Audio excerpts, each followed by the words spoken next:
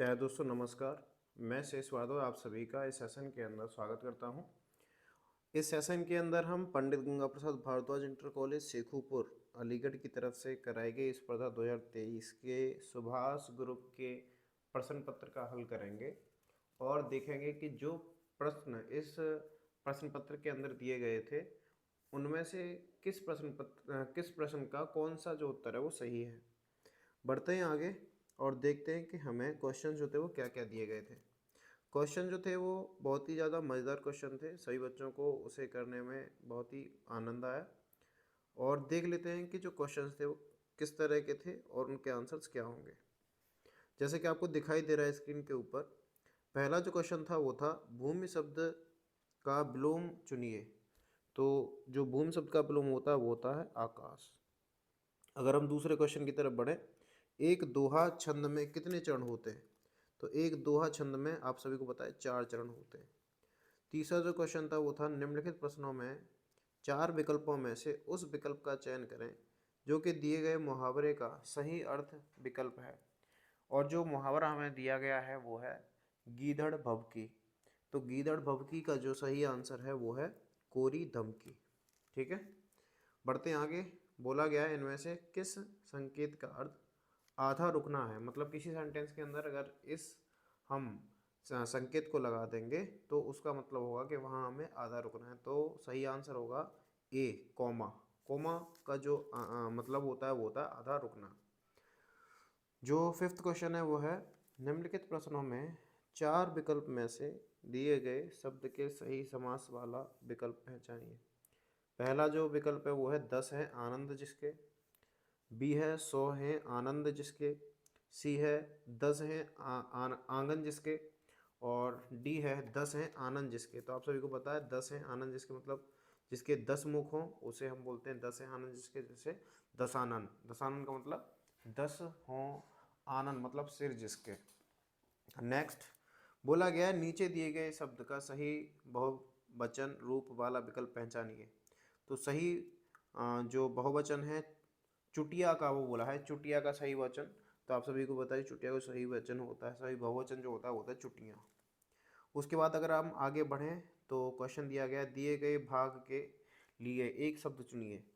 और जो शब्द दिया गया है वो है ऊपर लिखी हुई। तो जो ऑप्शन हैं वो दिए गए हैं ए अधोलिखित, बी उल्लिखित, सी लिखित और डी निम्नलिखित। तो सही आंसर होगा उल्लिखित। नेक्स्ट बढ़ते हैं, निम्नलिखित में से कौन सा शब्द तत्सम शब्द नहीं है? ऑप्शन ए शोक, ऑप्शन बी पृथ्वी, ऑप्शन सी चंद्र, ऑप्शन डी परख। तो आप सभी को पता है कि जो परख है वो सही तत्सम शब्द नहीं है। नेक्स्ट क्वेश्चन है अंक शब्द के अनेकार्थी शब्द समूह का चयन कीजिए। तो जो सही आंसर होगा इसका वो होगा गोद, संख्या, अध्याय। नेक्स्ट बढ़ते हैं आगे। क्वेश्चन में बोला गया है सब पुस्तकें खाली जगह बिखरी पड़ी थी। ऑप्शन ए सबवर्त, ऑप्शन बी तंत्र, ऑप्शन सी अनंत अन्यत्र और ऑप्शन डी यत्र तत्र। तो ये जो आंसर होगा वो होगा डी यत्र तत्र। नेक्स्ट जैसे ही मैंने शेर देखा डर के मारे मेरा तो प्राण निकल गया। मतलब इस वाक्यांश में हमें ये बताना था कि कौन सा जो पार्ट है वो गलत है। तो ऑप्शन ए मेरा तो प्राण निकल गई, ऑप्शन बी प्राण मेरे तो निकल गए, ऑप्शन सी मेरे तो प्राण निकल गया, ऑप्शन डी मेरे तो प्राण निकल गए। तो जैसे ही जो सही जो आंसर होगा वो होगा मेरे तो प्राण निकल गए। सेंटेंस पूरा होगा जैसे ही मैंने शेर देखा डर के मारे मेरे तो प्राण ही निकल गए। नेक्स्ट क्वेश्चन दिया गया दिए गए शब्द के पर्यायवाची शब्द का चयन करें। Option A Shonit, option B विमुख, ऑप्शन सी प्रसिद्ध, ऑप्शन डी हस्ती।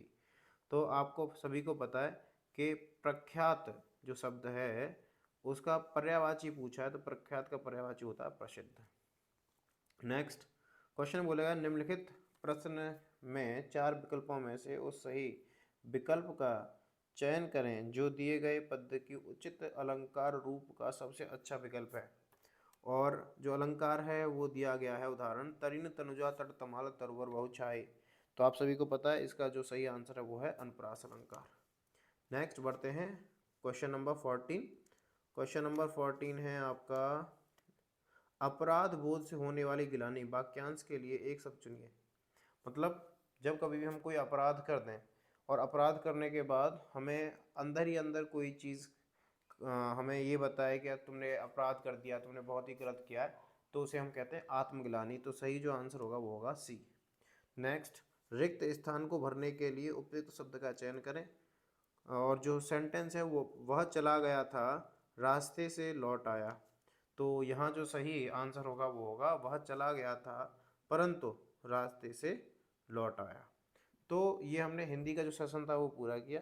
अब हम इंग्लिश के सेशन की ओर आगे बढ़ते हैं।